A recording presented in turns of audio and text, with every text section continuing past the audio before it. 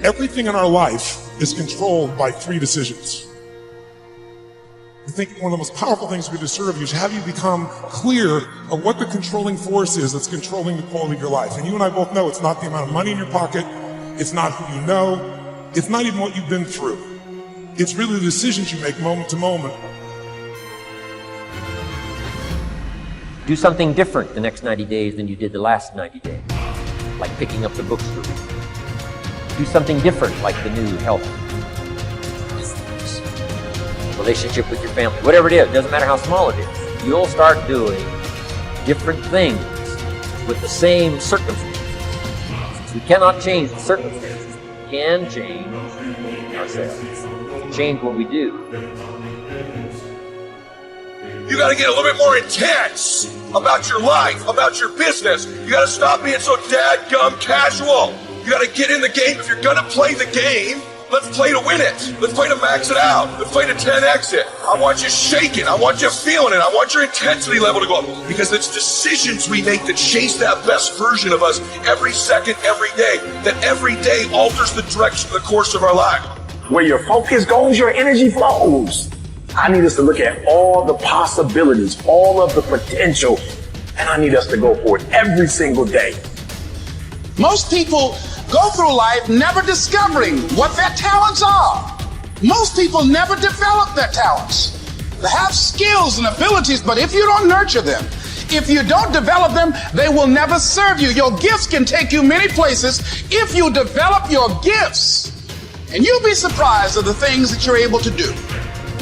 When you learn how to block things out, when you learn how to keep thine eyes single, learning how to concentrate, learning how to focus in, deciding that you're going to focus to develop your skills, you'll be surprised at the ideas that will come to you, of the people that you'll be able to attract, of the opportunities that you'll be able to see. You'll begin to see things that have been standing there looking you in the face saying, I can't believe this has been here all this time. But you can learn all the techniques in the world. If you don't believe in yourself, it won't happen for you. Don't wish it was easier. Wish you were better. Don't wish for less problems. Wish for more skills. Start working on yourself, making these personal changes. If you'll start working harder on yourself than you do on your job. Work hard on yourself and develop the great. All of the stuff necessary to become more valuable to the marketplace. I'm telling you, your whole life can explode. Promotion, no problem. Money, no problem. Economics, no problem. Future, no problem. Just go to work on the right thing. Let the miracle of everything that's available work for you. And start working on the inside. Work on your philosophy. Work on your attitude. Work on your personality. Work on all of your abilities. And if you'll start making those personal changes, I'm telling you, everything will change for you.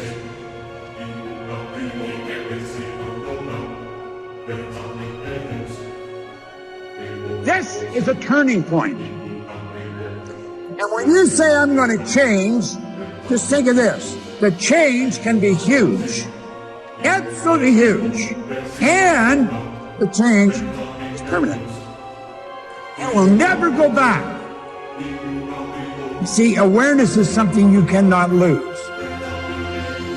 Most of us, when we're thinking of learning, we get hooked up on school stuff, and it's the intellect we're thinking of. Because that's what school focuses on, the intellect.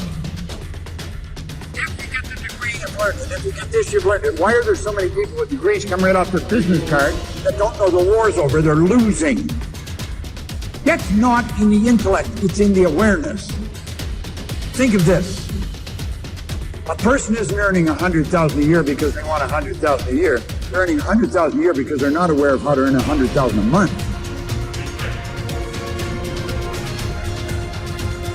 When you help develop their awareness, it's something they won't lose. Like a baby is not aware of the difference between a woman and a man. Baby's not aware of the difference in a female and a male. That is something a baby has to become aware. They have to learn that. And when the baby develops the awareness, they never lose it. That'll help you understand the difference between awareness and intellect. When you become aware of how your paradigm is controlling you, and then how to change it, there's no end to where you can go or what you can do. None. Now, Let's suppose that's the only thing you change as a result of this conference.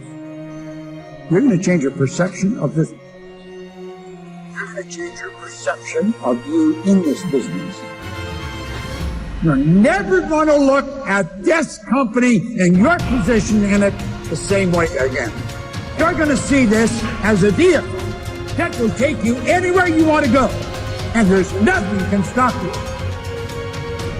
Success is something you attract by the person you become. See, that phrase changed my life. Success is something you attract by the person you become. Success is not something you pursue. It's like chasing a butterfly, you can't quite catch it. Success is something you attract by becoming an attractive person. The brain is basically designed to be customized in the early part of life, and then to implement those algorithms and that circuitry for the rest of its life. And so the brain can change in adulthood, and it can change provided that there's an emphasis on some perceptual event. So in other words, if you want to change your brain as an adult, let's say you want to be less anxious, you want to learn a new language, you want to be more functional in some way, presumably. The key thing is to bring focus to some particular perception of something that's happening during the learning process. And the reason for that is that there's a neurochemical system involving acetylcholine. And it comes from these two little nuclei down in the base of the brain called nucleus basalis.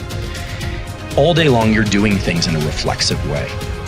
But when you do something and you think about it very intensely, acetylcholine is released from basalis at the precise neurons that were involved in that behavior, and it marks those for change during sleep or during deep rest later. So for people that want to change their brain, the power of focus is really the entry point. And the ability to access deep rest and sleep. Because most people don't realize this, but neuroplasticity is triggered by intense focus. But neuroplasticity occurs during deep sleep and rest. One of the things that's really important also to think about how the brain works in terms of plasticity and all this stuff is what the brain really wants to do is also pass as much of what it does off to reflexive behavior as possible. So when we're talking about focus, I think it can get a little bit vague, but it might be useful to think about like what exactly is focus and what triggers plasticity. So the brain loves to be able to just do things, pick up coffee cups and drink and walk and talk and do things and not put much energy into it. When we decide to focus, what the brain really does is it switches on a set of circuits that involve the frontal cortex and nucleus basalis and some others, and it's trying to understand duration, how long something's going to last, path, what's going to happen, and outcome, what ultimately is going to happen. So duration, path, and outcome. You know, the events of early 2020 are a good example of this. One of the reasons why it's so exhausting to be alive in 2020 is because we are now having to pay attention to duration, path, and outcome. How long is this thing going to last? When are they going to open up all businesses? Did I touch that door handle? Does it matter? Right. Who are the experts? Are there any experts? There are a lot of questions, whereas normally we can just move through life without having to do all that analysis. So if it's a simple example like trying to learn a new language or a new motor skill or a new way of conceptualizing something, maybe somebody's in a therapeutic process and they're trying to work through a trauma or something like that, duration, path, and outcome is built into the networks of the brain. We can do that very easily, but it takes work. And it almost has a feeling of underlying agitation and frustration. And that's because the circuits that turn on before acetylcholine are of the stress system. So when you or I decide we're going to learn something and really dig in, norepinephrine, which is adrenaline, is secreted in the brainstem and in the body, and it brings about a state of alertness.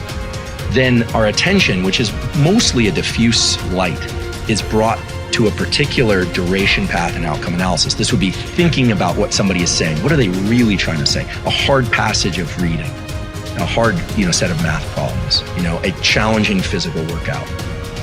When you do that, these two systems have to work very hard, and the adult brain doesn't really want to change the algorithms it learned in childhood. But if you do those two things, you have alertness and focus. The acetylcholine and the norepinephrine converge to mark those synapses for change. And so the way to think about neuroplasticity, if one wants to change their brain, is bring about the most intense concentration you can to something, and then later bring about the least later